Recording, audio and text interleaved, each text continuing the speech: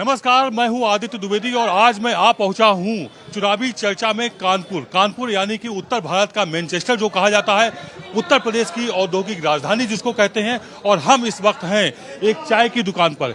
ये प्रसिद्ध कानपुर की बनारसी टी स्टार है, जहां आप देख सकते हैं कुल्हड़ों में चाय मिलती है। चाय तो आपको गिलास में भी मिल जाएगी, लेकिन कुल्हड़ में चाय पीने का मजा ही कुछ और है। इसमें आपको शुगर फ्री चाय भी मिलेगी और बिना शुगर की भी चाय मिल जाएगी।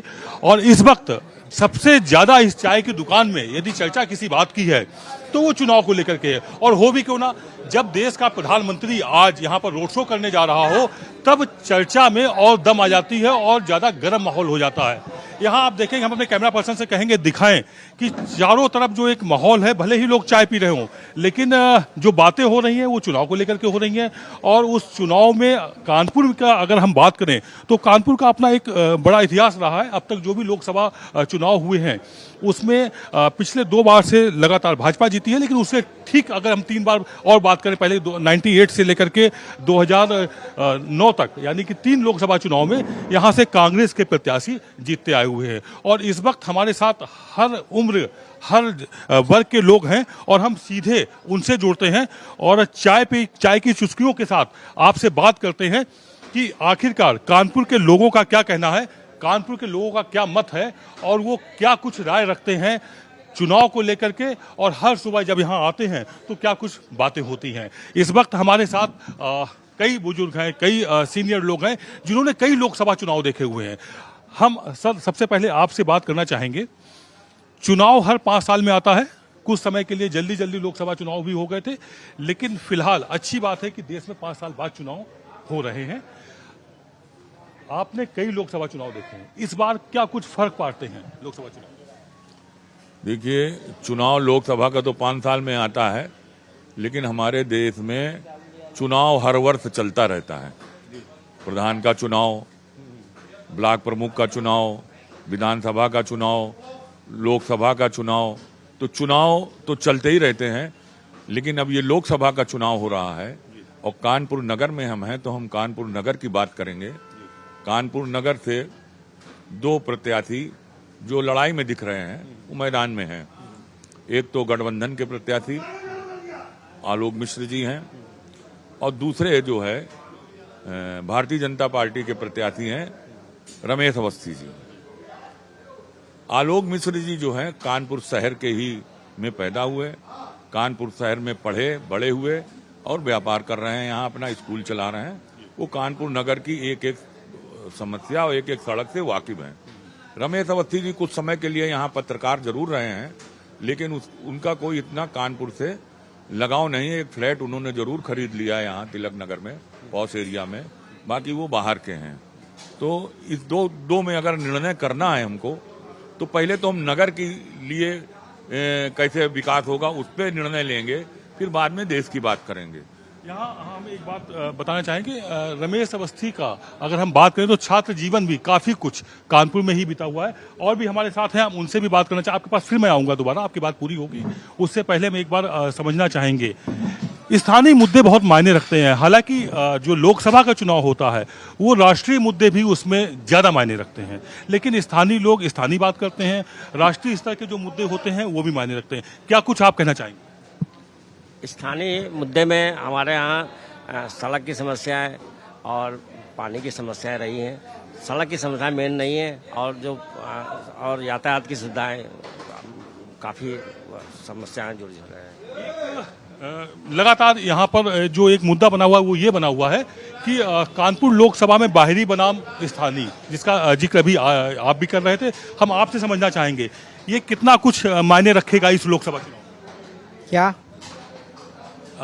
विपक्ष के लोग कह रहे हैं कि सत्ता पक्ष यानी कि भाजपा ने जो प्रत्याशी उतारा हुआ है वो यहाँ के लोकल नहीं है। उसको देखिए, मोदी के राज में और खास करके लोकसभा के लिए मोदी कोई भी कैंडिडेट उतारेंगे वो उसको पब्लिक लाई करती, केवल उनके नाम पे जीतता है। जितनी सीटें हैं उनके नाम पे जीती जा रही, बाकी कैंडिडेट माने नहीं रखता कौन खड़ा हो रहा है कौन नहीं खड़ा। बस ये एक साफ छवि का होना चाहिए। साफ छवि का होना चाहिए, तो दोनों ही पार्टियों ने कोशिश की हुई है कि छवि साफ सुथरी हो।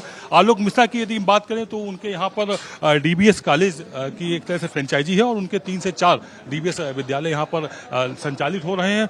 और अगर रमेश अवस्थी की बात करें तो उन्होंने यहाँ पर बीएड किया हुआ है, एलएलबी की हुई है और उच्च शिक्षा कानपुर में ही पाई है। उसके बाद पत्रकारिता का भी एक दौर उनका यहाँ लगभग 1.5 दशक का, पिछले 1.5 दशक से कानपुर में ही बीता हुआ है। हम आपसे समझना चाहेंगे, कानपुर में उद्योग, औद्योगिक राजधानी है, लेकिन बड़े उद्योग पिछले कई सालों में, अगर हम 30 सालों की बात करें, 40 सालों की बात करें, तो वो बड़े उद्योग यहाँ कोई स्थापित नहीं हो पाए। स्थानीय तमाम मुद्दे हैं, उसको लेकर के आप क्या कहेंगे? भैया 14 के बाद से तो कोई इंडस्ट्रीज कानपुर में लगी ही नहीं है। इंडस्ट्रियां जो लगी थी वो तबाह हो रही हैं। आप मेरी बात को समझिए। तो जो मोदी जी की रणनीति है वो सिर्फ ये पूरे हिंदुस्तान में सिर्फ गुजरात वालों को ही प्रमोट कर रहे हैं। इसके अलावा भाई कोई दूसरा इस्टेब्लिश हो ही नहीं रहा है हिंदुस्तान के अंदर। कानपुर को और ज्यादा इस्टेब्लिश करने की जरूरत है। आपका कहने का मतलब यह है कि औद्योगिक राजधानी की जो एक छवि बनी हुई है कानपुर की, वो बनी रहे। चचा हमारे साथ बैठे हुए हैं, आपसे समझना चाहेंगे, लंबा तजुर्बा आप रखते हैं, क्या कुछ कहना चाहेंगे इस लोकसभा चुनाव में? भैया हम तो सिर्फ इतना कहना चाहेंगे कि डिवाइड एंड रूल खत्म करना चाहिए। ये देश हम सब का देश है, हिंदू मुस्लिम सिख ईसाई सब भाई भाई बन के रहते थे। अब जो है वो धार्मिक डिवाइडेशन कर दिया गया है। हिंदू मुस्लिम वो इलेक्शन होने लगे हैं, आपस में बंटवारा हो रहा है, दिलों का बंटवारा हो रहा है, बिजनेस और मोहल्लों का बंटवारा हो रहा है। ये नहीं सही है। मोदी जी ने बहुत अच्छे काम करे और बहुत से अच्छे काम करे जो पहले नहीं हुए अब हुए। लेकिन एक काम ये है कि डिवाइड एंड रूल का हटा दे मामला। जहाँ भी वो बयान करते हैं तुमसे छीन के उनको दे देंगे, तुम्हें ये नुकसान पहुँचेगा, उनको ये नुकसान पहुँचेगा, ये सब बयानबाजी ना करें। बाकी वो एक अच्छे आदमी है, हम उनकी इज्जत करते हैं, वो हमारे प्रधानमंत्री हैं। हमारे यहाँ सिखाया गया है कि पोस्ट की इज्जत करनी चाहिए, पद की गरिमा को बनाए रखना चाहिए, उसका सम्मान भी करना चाहिए। गंगा जमनी तहजीब हमारे हिंदुस्तान की एक बड़ी और पुरानी तहजीब रही है। उसको जिंदा रखने के लिए, उसको जीवंत रखने के लिए तमाम कुछ काम करने होंगे। हमारे साथ एक यहाँ पर युवा बैठे हुए हैं, हम इनसे भी बात करना चाहेंगे। कानपुर को लेकर के आप क्या कुछ सोचते हैं? चुनाव आता है, चला जाता है, नेता नए आते हैं, बन जाते हैं, सांसद बन जाते हैं और जनता कहीं कहीं हताश उदास रह जाती है। क्या वजह मानते हैं आप? ये लोग जाता आते नहीं है सांसद लोग, चाहे कोई भी सांसद बने, चाहे मुरली मनोहर जोशी बने, बाहरी बने, और वो आए कितना शहर के अंदर, उनसे ये तो पूछिए, उनको यहाँ शहर के विषय में नॉलेज कितनी थी। मुरली मनोहर जोशी तो आए, सांसद हुए थे 5-10 साल पहले। पचौरी आपके यही थे, तो उनसे भी क्या इसी तरह की? नहीं, पचौरी जी मिलते थे, सबसे हर बार बात करते रहे और चौराहे चौराहे मिलते रहे। बाकी उनका घर तो काकाई दो में था, अगर आपको कोई जरूरत है तो आप फट से पहुंच गए वहाँ पर। नहीं, पचौरी जी बहुत अच्छे थे। हमारे साथ एक युवा और बैठे हुए हैं, हम इनसे समझना चाहेंगे, आपसे समझेंगे कि कानपुर क्या चाहता है। हमें आप ये बताइए संक्षेप में। देखिए, कानपुर क्या चाहता है, कानपुर के साथ मजाक होता है, कानपुर के साथ मजाक होता है। ये मौलाना हजरत मोहानी और गणेश शंकर विद्यार्थी की जमीन है, पत्रकार साहब। यहाँ पर देश के आज हम लोग हिंदुस्तान के तानाशाह का स्वागत करने जा रहे हैं। यहाँ पर आ रहे हैं, उनके लिए लाल कारपेट बिछा दी गई है। ये वो कानपुर महानगर है। यहाँ पर जिस समय देश के तानाशाह ने पहली तानाशाही किस पर दिखाई? अडवाणी पर और मुरली मनोहर जोशी पर। दूसरी तानाशाही किस पर दिखाई? ये तानाशाह कोई घोषित प्रक्रिया नहीं है हिंदुस्तान की। हिटलर कोई घोषित करके तानाशाह नहीं हुआ, हिटलर तानाशाह हो गया। तो मोदी जी कोई घोषित, इसकी कोई संवैधानिक प्रक्रिया नहीं है। दूसरी सर्जिकल स्ट्राइक उन्होंने किस पे करी? पाकिस्तान पे तो जो करी 3 मुख्यमंत्रियों पे कर दी, और अब कानपुर के भोले भाले भाजपा कार्यकर्ताओं पे कर दी। प्रधानमंत्री तो लगातार ये कहते हैं हम सभी का हित रखते हैं, सभी का विकास की बात करते हैं, उसमें संपूर्ण 140 करोड़ लोग शामिल हैं। फिर आप इसको संकुचित क्यों कर रहे हैं? नहीं, आप पिछले उठा करके देख लीजिए, इनके इस बार के चुनावी भाषणों में कहीं सबका साथ, सबका विकास, सबका प्रयास का कोई शब्द आया है क्या? वो तो खुलेआम हिंदुस्तान के हमने अभी आपसे बोला ना, गणेश शंकर मोहानी और मौलाना हजरत मोहानी और गणेश शंकर विद्यार्थी की जमीन है। यहाँ पे हिंदू मुस्लिम भाईचारा रहा है, सब लोग साथ में रहें। आज पिछले लंबे समय से जब से भाजपा सरकार आई है एक तर्क ये भी आता है कोई दंगे नहीं हुए और किसी तरह का कोई सांप्रदायिक सौहार्द मेंटेन रहा है, हमेशा बना के रखा गया है। जब दंगे करने वालों के हाथ में सत्ता होगी तो क्या होगा? हमारे साथ कुछ और लोग भी हैं और हम उनके पास पहुंचते हैं जो चाय पर चर्चा कर रहे हैं और हम सीधे सीधे उनसे समझने की कोशिश करते हैं। आपकी मूछें बड़ा अच्छी लग रही हैं, वो एक शराबी फिल्म का डायलॉग याद आ रहा है, मूछें हो तो नथुलाल जैसी हों। आपसे हम समझना चाहेंगे यदि चुनाव हो तो किस तरह के हों, यहाँ का सांसद हो तो किस तरह का हो? देखिए, सांसद तो मोदी जी किसी को भेज दें वही ठीक है, और रमेश भैया को तो हम व्यक्तिगत जानते हैं, बहुत अच्छे हैं, बहुत अच्छा काम करते हैं, तो इनसे गलती हो ही नहीं सकती। इसलिए सांसद तो जो दिया बहुत अच्छा दिया, इसलिए चाहता हूँ कि रमेश अवस्थी ही सांसद हो। प्रत्याशी दिया है ये उसको सांसद बताए दे रहे हैं, आप क्या कहते हैं? जी बिल्कुल, आपका कहना बिल्कुल सही है। रमेश अवस्थी जी अभी प्रत्याशी हैं, अभी सांसद नहीं हुए हैं, लेकिन 4 जून को जब रिजल्ट आएगा तो रमेश अवस्थी जी निश्चित रूप से कानपुर के सांसद होंगे। दावा है ये, दावा ऐसा नहीं ओवर कॉन्फिडेंस है, इतना कॉन्फिडेंस कैसे? क्योंकि मुझे जो समझ में आ रहा है कानपुर में टक्कर है, कानपुर में एक पक्षी चुनाव नहीं है जितना मैं समझ पा रहा हूँ। आज मोदी जी दौरा कर रहे हैं, रोड शो कर रहे हैं, तो हो सकता है एक पक्षी हो जाए। देखिए, ओवर कॉन्फिडेंस की आपने बात कही, एक कॉन्फिडेंस होता है, एक ओवर कॉन्फिडेंस होता है। पिछले चुनावों में जो रिजल्ट आए हैं वो भी सब कॉन्फिडेंशियल ही आए हैं, तो ये जो आगे रिजल्ट आने वाले भी हैं ये भी सब कॉन्फिडेंशियल ही हैं। और रही बात टक्कर की, तो विपक्ष कहीं भी उन मुद्दों को उठा ही नहीं पाया जो वास्तव में मुद्दे जरूरी हैं, और वो भी मुद्दे मोदी जी ही उठाएंगे, लेकिन स्टेप बाय स्टेप उठा रहे हैं। वर्षों पुरानी गंदगी साफ करने में समय लगता है, तो 5 साल कुछ चीज़ें हटाई गई, सफाई की गई, 5 साल कुछ चीज़ें सफाई की गई, अब अगले 5 सालों में जो चीज़ रही बची हैं वो भी पूरी की जाएंगी। आपने एक महत्वपूर्ण बात कही कि जो मुद्दे उठने चाहिए और जो मुद्दे चुनाव के वक्त बनने चाहिए, यानी कि जो इससे पहले चुनाव में बनते आए हैं, शायद कहीं उसमें विपक्ष कमजोर पहुंचा हुआ है, कमजोर बैठा है। पिछले कुछ समय से इस औद्योगिक राजधानी में नए उद्योग नहीं आए हैं, ये लोगों का कहना है, उसको लेकर के पीड़ा है। राष्ट्रीय स्तर के जो उद्योग होने चाहिए थे शायद वो नहीं आ पाए। हालांकि योगी सरकार लगातार कोशिशें कर रही है और तमाम इन्वेस्टर मीट करती है जिसमें तमाम लाखों करोड़ों का यहाँ पर इन्वेस्टमेंट हो रहा है। खैर, हम बात कर रहे हैं चुनाव पर और हमारे साथ इस समय एक मातृशक्ति खड़ी हुई हैं, हम इनसे समझना चाहेंगे। चुनाव को लेकर के महिलाओं की बहुत शिकायतें रहती हैं, किचन का जो बजट है वो लड़खड़ाता है और बच्चों की रोजगार को लेकर के भी माताएं बड़ा चिंतित रहती हैं, पिता भी चिंतित रहते हैं, माताएं को ज्यादा चिंता होती है किचन की भी और भविष्य की भी। आप क्या कहना चाहेंगे? जब से योगी जी आए हैं, मोदी जी आए हैं, हम लोगों को बहुत राहत है, महिलाओं के लिए बहुत ही संतुष्टि है। हम लोगों को, हम लोग बुजुर्ग हो गए, हम लोगों की कोई आधी बात नहीं कह सकता है। पहले क्या था, लड़ाई झगड़ा सब हो जाता था हम लोगों के साथ में। हमारे बच्चे सुरक्षित हैं, हम लोगों को राशन मिल रहा है, हम लोग बहुत खुश हैं योगी जी की सरकार से। मोदी अपराध, आपका कहना है अपराध कम हुआ है, महिलाएं सुरक्षित हुई हैं, क्या कुछ कहना चाहेंगे? लेकिन महंगाई तो हुई है, महंगाई तो मोदी जी के समय पे थोड़ा सा ज्यादा ही हुई है। वही बजट वाली बात है, जो किचनों का बजट और सब जगह का बजट तो डगमगाया ही है। बजट को कंट्रोल करना होगा, बजट लड़खड़ाया है, डगमगाया है, विपक्ष भी इसको मुद्दा बना रहा है, जनता के भी मन में टीस है। देखिए सर, बजट पे तो महंगाई पे तो काम करना चाहिए भाजपा को, ये बात सही है, लेकिन मैं दूसरा मुद्दा बोलना चाहता हूँ आपको कि विपक्ष इतना डर क्यों रहा है।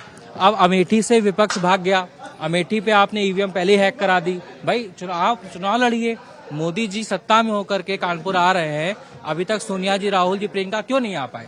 आप जो मेहनत करेगा जनता उसे वोट देगी, जो मेहनत करेगा जनता उसे वोट देगी। विपक्ष को मजबूती के साथ लड़ना चाहिए, कहीं ना कहीं विपक्ष इसमें कमजोर होता नजर आ रहा है। किसी भी मजबूत लोकतंत्र के लिए विपक्ष की भूमिका बहुत अहम होती है, इसलिए विपक्ष को एक अच्छे तरीके से हमारे सामने आना चाहिए। आप विपक्ष को देखना चाहते हैं अच्छी तरह से आना चाहिए, अच्छी तरह का मतलब स्ट्रांग विपक्ष होना चाहिए, स्ट्रांग विपक्ष जो कि और राष्ट्र सर्वोपरि है, ये भी देखना चाहिए देश के लिए कौन काम कर रहा है।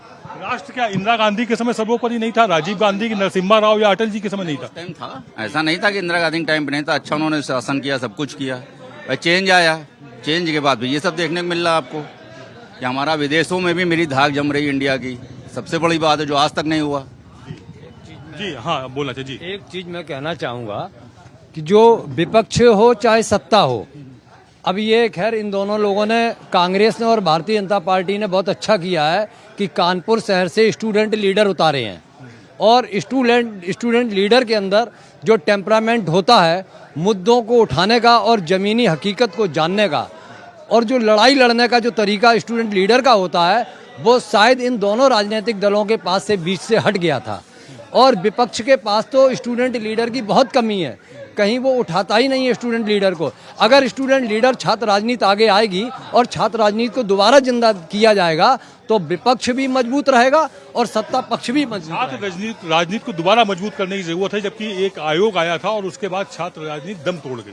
क्योंकि छात्र राजनीति में मैं महामंत्री रहा हूँ कानपुर विश्वविद्यालय का, छात्र राजनीति का नाश ही किया भारतीय जनता पार्टी ने, वैसी के उसमें आया ही था। बात इसकी नहीं है मैं किसी दल से जुड़ा हूँ, कोई मतलब नहीं है, मगर छात्र राजनीति को खत्म करने का श्रेय जो जाता है वो भारतीय जनता पार्टी को जाता है। उत्तर प्रदेश की छात्र राजनीति जो चमकती थी सब जगह पर वो जाता था। दूसरा, मैंने अभी 1 मिनट पहले मैंने कुछ कहा था, देखिए सारे लोग जानते हैं कितनी लंबी तानाशाही चले। मैं फिर उसी विषय में आ जाऊंगा, आप बार बार आओगे मैं बार बार उसी विषय में आऊंगा।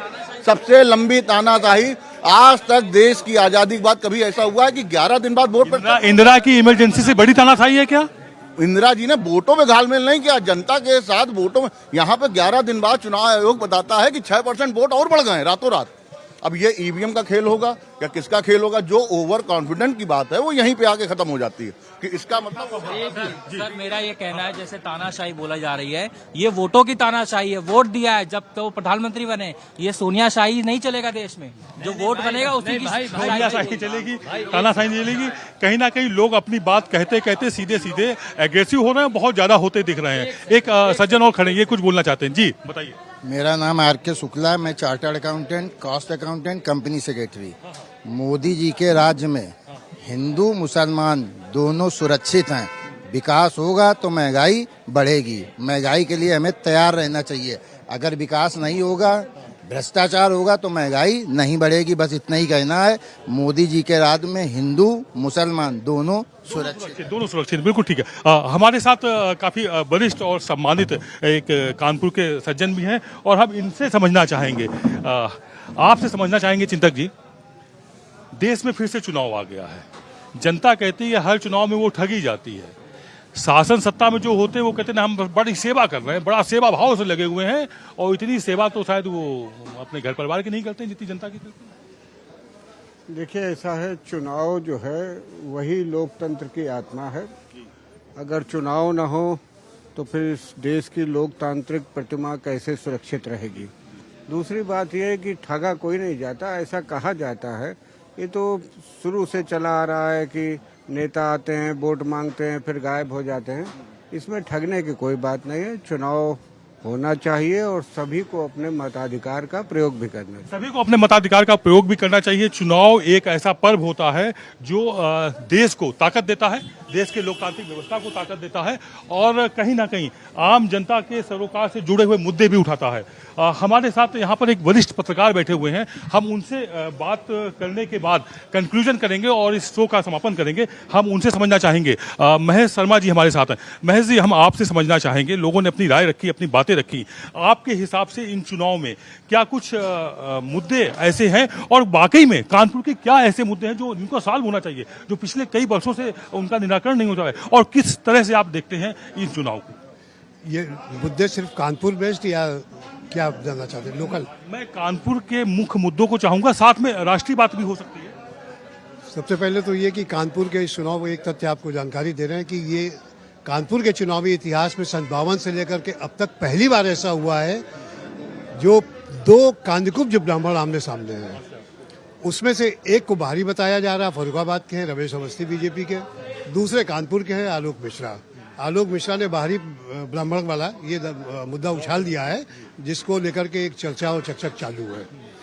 अब आप आइए मुद्दों की बात, जो कानपुर के मुद्दों की जहाँ तक बात है, तो यहाँ मुद्दों की तो भरमार है, समस्याओं की भरमार है, उनका निदान कहाँ तक होता है। मैं ताजी समस्या बताऊँ आपको कि जो एलिवेटेड रेलवे ट्रैक है कानपुर से मंदरा तक का, उसका जो भी टेक्निकल अप्रूवल के लिए रिपोर्ट्स तैयार होती हैं, वहाँ से लेकर के मतलब सारे कागजात तैयार है नटशेल में अगर कहा जाए, लेकिन रेलवे बोर्ड ने माफी चाहेंगे महेश जी, आपने बहुत ही सही बात कही और बहुत ही यहाँ के ज्वलंत मुद्दे उठाए जो समाधान की ओर आगे बढ़ तो नहीं लेकिन बढ़ नहीं पा रहे हैं। यहाँ ये थी हमारी खास चर्चा कानपुर में स्थानीय लोगों से जिन्होंने अपनी बातें कही और सभी तरह के पक्ष हमें सामने देखने को मिले। इसी तरह की चर्चा के साथ कल फिर आपके सामने हाजिर होंगे। नमस्कार, बने रहिए भारत एक्सप्रेस के साथ। खबरों का सिलसिला लगातार जारी रहेगा।